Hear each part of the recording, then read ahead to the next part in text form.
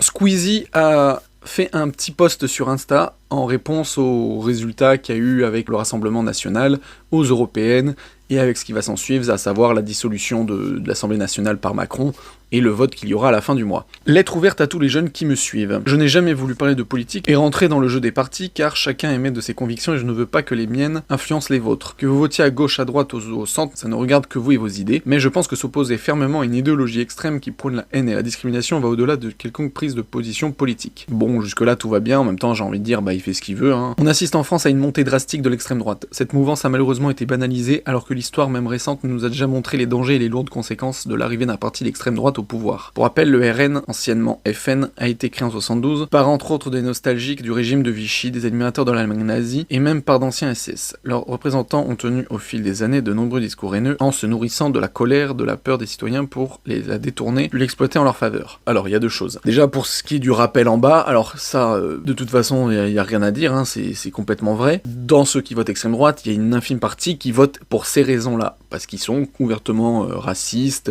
xénophobes et compagnie. Et à la limite, si ça se fait dans la légalité des droits de l'homme, à savoir ne pas taper, tuer, insulter, tout ce que vous voulez, ils ont le droit de détester les autres. C'est les goûts et les couleurs, on a le droit de détester une autre personne, tant qu'on ne lui fait pas de mal. Donc, si c'est via un parti politique, pourquoi pas? Après, bien sûr, dans le cadre où, effectivement, la politique évolue, les gouvernements évoluent, et que du coup, ce parti politique, ce n'est pas ce qu'il prône. Il prône pas des camps de concentration pour mettre dans des fours tous ceux qui ne sont pas français de pure souche. Et donc, pour revenir à ce qu'il dit en haut, il dit que l'histoire a montré les dangers de tel parti au pouvoir. Or, en France, il n'y a jamais eu ce genre de parti au pouvoir, étant donné que la France de Vichy, elle s'est mise en place sous la domination allemande, en fait, nazie. C'est débile d'utiliser l'argument du truc de Vichy. L'Allemagne, si elle n'avait pas dominé la France, Vichy n'aurait pas existé. C'est parce que c'était les nazis qui étaient au pouvoir qu'ils ont accepté qu'il y ait le régime de Vichy qui soit au pouvoir. Ça aurait été n'importe quel autre gouvernement, ça aurait été un gouvernement d'extrême droite comme les nazis, en fait. C'était dans la logique idéologique des nazis. On aurait toujours montré du doigt le régime de la France des années 42, 43, 44, 45, parce qu'on était sous domination allemande. Et ensuite, on peut utiliser d'autres arguments,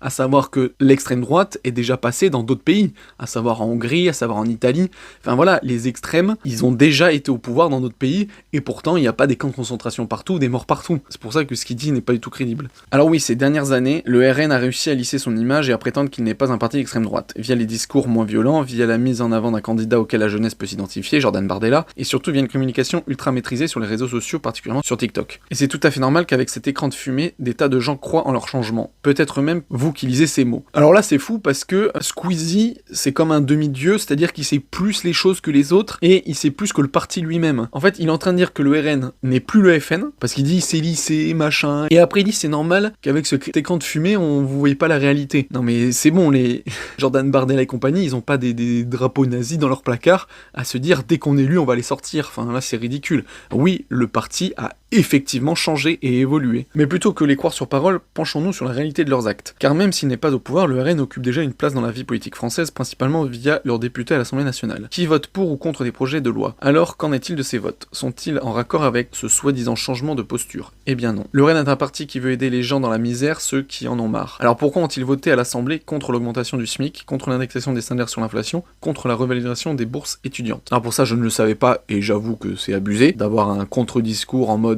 être pour la misère et refuser tous ces trucs-là, donc là je suis totalement d'accord. Le RN n'est pas un parti raciste, comme tout le monde le prétend. Alors pourquoi ont-ils voté contre la reconnaissance de l'esclavage comme un crime contre l'humanité? Pourquoi ont-ils voté contre une résolution pour sauver des vies de migrants en mer? Là c'est pareil, hein, il m'apprend quelque chose, et effectivement je trouve que c'est abusé. Moi je suis absolument, mais vraiment absolument contre la victimisation, à savoir dire oh là là on est désolé d'avoir pratiqué l'esclavage ou on est désolé d'avoir pratiqué la colonisation, j'ai envie de dire rien à foutre, le passé c'était comme ça les règles, on était les plus forts, basta. Maintenant, évidemment qu'il faut reconnaître l'esclavage comme un crime contre l'humanité, mais ça veut pas dire les Français, c'est le monde entier en fait, c'est l'esclavage commis par l'humanité contre une partie de l'humanité, ça bien sûr qu'il faut le combattre, et qu'il faut le reconnaître, et je trouve ça abusé que ce ne soit pas le cas pour le RN. Et pareil pour la vie des migrants en mer, je suis absolument contre l'immigration de masse et intempestive, et illégale, mais la la vie des humains qui sont sur l'eau et qui vont crever, bien sûr, il faut être pour sauver toute vie humaine. Le RN est pour l'égalité des genres. Alors pourquoi ont-ils voté contre la réduction des écarts de salaire entre les hommes et les femmes au sein de l'UE et contre l'accès à l'IVG gratuite à l'égal au sein de la Constitution? Pourquoi ont-ils refusé d'allouer un budget pour lutter contre les violences faites aux femmes? Pourquoi s'opposent-ils à ce que l'UE puisse devenir une zone de liberté LGBTQIA+.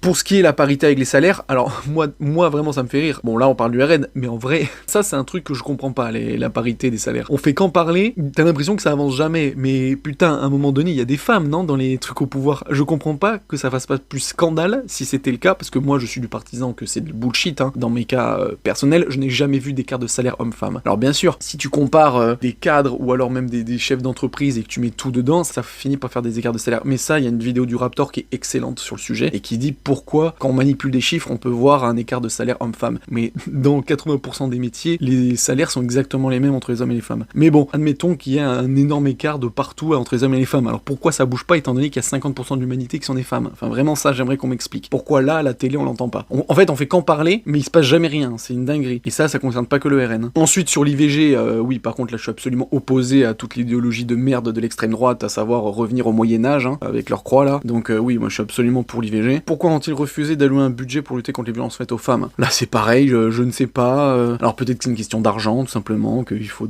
si un budget qu'on met là-dedans, on l'enlève quelque part, je sais pas, mais bon. Et pareil pour les LGBTQ. Alors ça, c'est pareil, ça me fait rire. Enfin, j'ai l'impression qu'on est au Moyen-Orient, quoi. Faut arrêter de déconner. Dans le monde entier, je crois que en Occident, c'est là où on vit le mieux le fait d'être dans le LGBTQ+.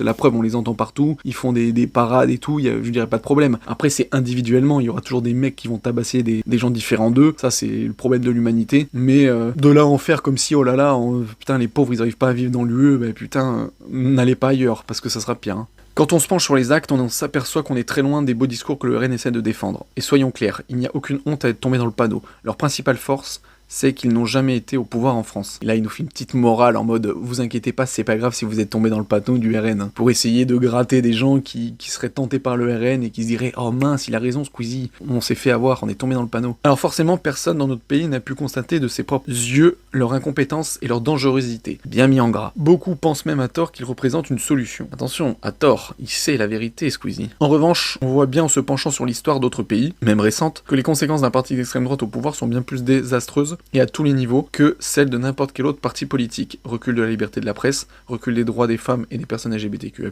discrimination, diminution des aides aux citoyens les plus défavorisés, suppression des financements associatifs, etc. Ça par contre je sais pas, mais oui, c'est clair qu'il faut regarder les partis d'extrême droite au pouvoir actuels et voir justement ce qui marche et ce qui marche pas, et si c'était mieux avant ou si c'est mieux maintenant dans ces pays-là où ils sont passés à l'extrême droite. Alors pour ceux qui en ont marre et qui se mettent à soutenir le RN par désespoir, par lassitude, par épuisement, et qui ne sont reconnus dans leurs arguments, après avoir subi, sans s'en rendre compte, leur propagande intensive, soutenue par certains médias, il n'y a aucune honte à changer d'avis et se remettre en question. Donc là voilà, il fait vraiment le mec, vous inquiétez pas, vous pouvez vous repentir, et puis c'est bien parce que leur propagande intensive soutenue par certains médias, ils parlent de la gauche ou de l'extrême droite là? Parce que, je suis désolé, hein, mais le discours ambiant qu'on entend tout le temps, c'est celui de la gauche bien pensante. Hein, la majorité des médias sont de gauche. La majorité des médias balancent à chaque fois l'idéologie de gauche. Donc faut arrêter. Là, juste parce que maintenant, de plus en plus, il y a une ou deux chaînes qui sont d'idéologie droite, extrême droite, on dit que c'est pas bien. Mais dans ce cas-là, faut arrêter toutes les autres chaînes alors. Parce que oui, à Squeezie, en fait, il y a son courant politique qui est bien et les autres, c'est le diable. Mais il y a beaucoup de choses à dire hein, sur la gauche, Bobo et l'extrême gauche. Bien au contraire, il n'est jamais trop tard pour reconsidérer les choses et faire évoluer sa réflexion. Surtout quand il s'agit de votre intérêt et de celui de tout un pays. Ouah, c'est beau. Et pour tous les autres, ouvertement racistes, sexistes et intolérants, je suis sincèrement désolé que votre haine vous pousse à mettre en danger tant d'autres de vos concitoyens. Pour toutes ces raisons, entre autres, je me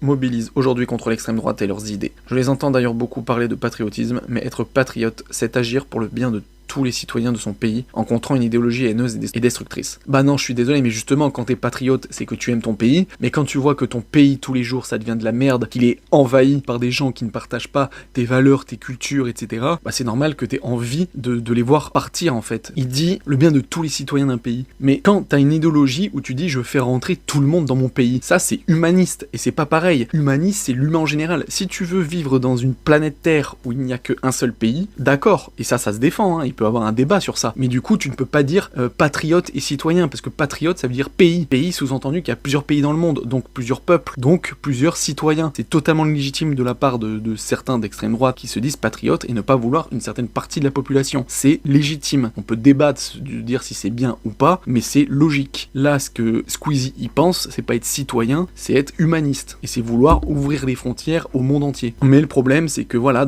sur la planète Terre, il y a plusieurs façons de penser, plusieurs mentalités, plusieurs cultures, plusieurs religions, etc. Et donc, généralement, une population, pour qu'elle vive sereinement, c'est une population qui se reconnaît, qui se ressemble. Le RN ne vous aidera pas, alors s'il vous plaît, allez voter le 30 juin et 7 juillet prochain, et gardez en tête que voter pour un parti qui prône la haine, la discrimination et la peur de l'autre n'a jamais été une solution et ne le sera jamais. Dit les mots comme ça, bah oui, évidemment, il a raison, hein. Avoir peur, et ça ne mène qu'à des mauvaises choses, mais en fait, c'est pas une question de ça, c'est qu'à un moment donné, il faut simplement vouloir vivre chez soi avec ses valeurs et ne pas vouloir être mélangé dans des cultures qui ne vous ressemblent pas, tout simplement. Et en fait, ce discours-là, c'est la même chose pour tous les pays de la planète. C'est juste que dans d'autres endroits, on n'entend pas parler, c'est parce qu'ils n'ont pas de problème avec ça. Par exemple, l'Amérique du Sud, ils vont pas avoir de problème avec ça parce que c'est un continent qui est uni par la démographie, par la culture, la religion, tout ce que vous voulez. Donc c'est pour ça qu'il n'y aura pas de problème. Mais dans des pays où il y a des mélanges de tous ces faits-là, c'est pour ça que vous aurez rencontré plus de gens qui seront enclins à être opposés à ça. Maintenant, pour conclure, en vrai, Squeezie, il fait absolument ce qu'il veut. Les gens qui se désabonnent,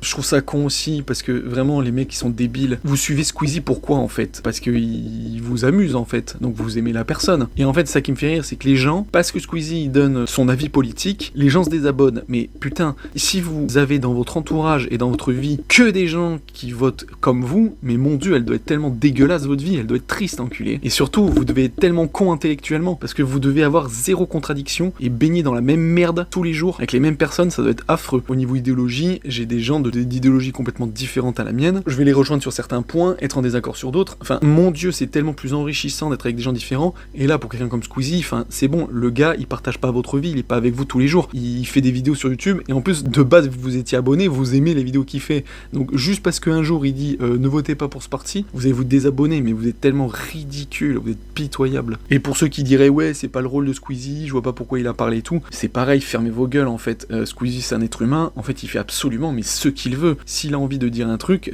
il est libre. On n'est pas en dictature, ou je sais pas quoi, donc voilà. Même s'il fait, c'est un youtubeur de divertissement, si demain il a envie de dire, j'aime ça, j'aime pas ça, ben il a le droit de le dire.